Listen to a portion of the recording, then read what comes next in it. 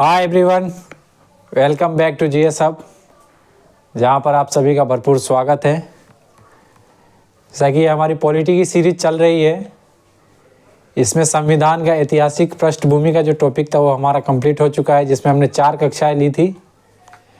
अब जो इसमें दूसरा टॉपिक है वो संविधान का निर्माण।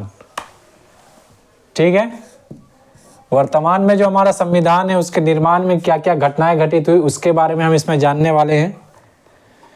इसके अंदर पहला जो पॉइंट है वो संविधान की मांग। सबसे पहले वर्ष 1934 में एम.एन. राव के द्वारा एक संविधान निर्माण के लिए संविधान सभा के गठन की मांग की गई थी। ठीक है, फिर 1935 में कांग्रेस के द्वारा पहली बार संविधान निर्माण के लिए संविधान सभा के गठन की मांग की जाती है। और थर्ड टाइम 1938 में इंडियन नेशनल कांग्रेस के तरफ से पंडित जवाहरलाल नेहरू द्वारा घोषणा की जाती है कि भारतीय संविधान का जो निर्माण है वो वयस्क मताधिकार यानी वोटिंग के द्वारा जो लोग चुने जाएंगे उस संविधान सभा के माध्यम से किया जाएगा। ठीक है, तो पंडित जवाहरलाल नेहरू की जो ये घोषणा, ये जो डिमांड थी, इसको ब्रिटिश सरकार द्वारा एक्सेप्ट किया जाता है। और वर्ष 1942 में एक क्रिप्स मिशन भारत भेजा जाता है भारत के संविधान निर्माण के लिए। ठीक है, तो अब हम चर्चा करेंगे क्रिप्स मिशन जो भारत आता है, उसके बाद उसकी सहायता से भारत के संविधान को उसके निर्माण में क्या सहायता देती है और कैसे संविधान का निर्माण होता है, उन सब बातों के बारे में अब हम जानेंगे। एक जनरल बात थी जो संविधान की मांग डिमांड कैसे कैसे हुई वो आप नोट कर लीजिएगा। फिर अब हम इसमें आगे बढ़ते हैं। संविधान सभा का गठन, कैबिनेट मिशन या क्रिप्स मिशन जो भारत आया था संविधान निर्माण के लिए ब्रिटिश सरकार की ओर से, उसके द्वारा सुझाए गए प्रस्तावों के तहत नवंबर 1946, ठीक है, नवंबर 1946 में संविधान सभा का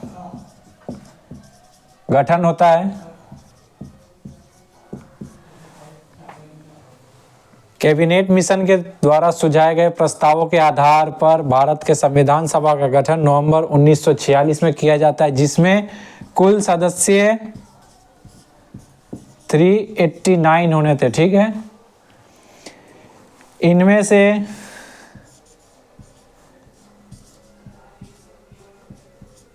ब्रिटिश भारत यानी भारत का वो हिस्सा जो अंग्रेजों के शासन, अंग्रेजों के कब्जे में था, उसके सदस्य, देसी रियासतों, ठीक है, देसी रियासत, ब्रिटिश भारत और इनके बीचों में सीटों का बंटवारा किया जाता है। ब्रिटिश भारत के अंदर जो सीट बांटी जाती है वो लगभग प्रत्येक 10 लाख जनसंख्या पर एक सीट आवंटित की जाती है, यानी 10 लाख व्यक्ति चुनेंगे अपने में से एक आदमी को संविधान सभा के लिए। ठीक है, ये सभा का जो गठन था इसमें से। और देसी रियासतों को, वहाँ के जो राजा महाराजा थे, उनको अधिकार दिया जाता है कि वो अपनी तरफ से मनोनीत करे कि इन सभा में कौन शामिल होगा उनकी तरफ से। इस तरीके से संविधान सभा का गठन किया जाता है। ये एक संक्षिप्त मैंने आपको बात बताई है, और जो इसमें नोट करने वाले टॉपिक है वो मैं लिख देता हूँ, फिर उसको आप नोट कर लीजिएगा। संविधान सभा के गठन में कुल सदस्य संख्या कितनी थी? 389 सदस्य उसमें शामिल थे।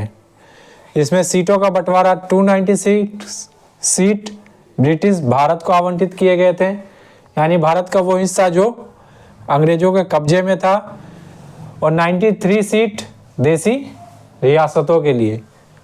ठीक है, दूसरा पॉइंट, ब्रिटिश प्रांत, इनको जो सीट आवंटित की गई थी उस सीट को फिर से 3 समुदाय के अंदर उसको बांटा गया था, जिसमें एक मुस्लिम, दूसरे सिख और तीसरे अन्य, यानी मुस्लिम और सिख को छोड़ के तीसरा पॉइंट, देसी रियासतों को जो सीट दिए गए थे उनका चयन कोई वोटिंग के द्वारा नहीं किया गया था।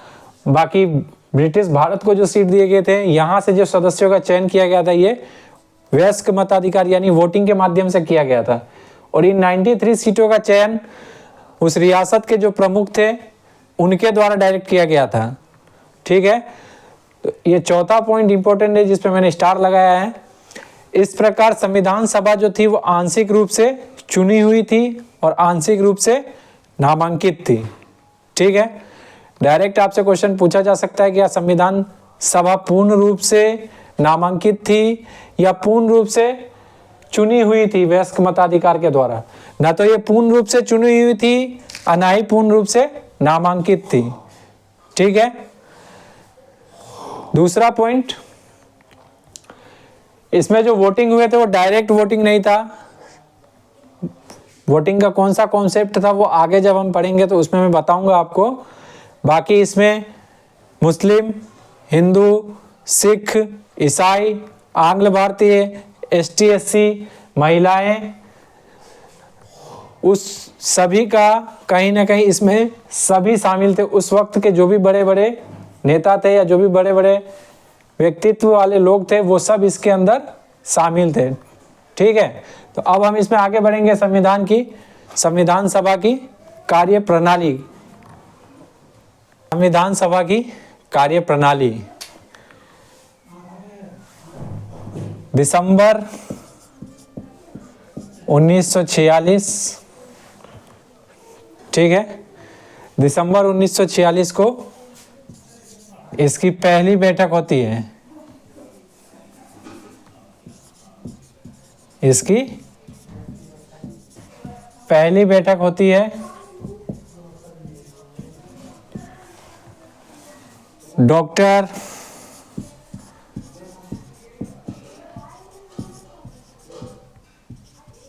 सचिदानंद सिन्हा को अस्थायी अध्यक्ष चुना जाता है। इस संविधान सभा का अस्थायी अध्यक्ष डॉक्टर सचिदानंद सिन्हा को चुना जाता है। बाद में डॉक्टर राजेंद्र प्रसाद इसके स्थायी अध्यक्ष बनते हैं। ठीक है, अब इस पे जो विस्तार पूर्वक जो चर्चा है वो हम नेक्स्ट क्लास में पढ़ेंगे। इसकी डेट क्या थी वो आप लोग कमेंट में बताइएगा कि संविधान सभा की पहली बैठक दिसंबर की किस तारीख को हुआ था। ठीक है, तो फिर मिलेंगे हम नेक्स्ट क्लास में, जहां हम फिर से अपने इस टॉपिक को संविधान सभा की कार्यप्रणाली जिसे विस्तार पूर्वक जानेंगे। तो मिलते हैं नेक्स्ट वीडियो में। अगर आपको कंटेंट अच्छा लगा हो और चैनल पे आप फर्स्ट टाइम आए हैं तो चैनल को सब्सक्राइब कीजिएगा, वीडियो को लाइक कीजिएगा, दोस्तों में शेयर कीजिएगा और जो चीज़ मैंने आपसे पूछी है वो कमेंट करिएगा। और भी कोई दिक्कत हो तो उसके बारे में भी कमेंट करिएगा।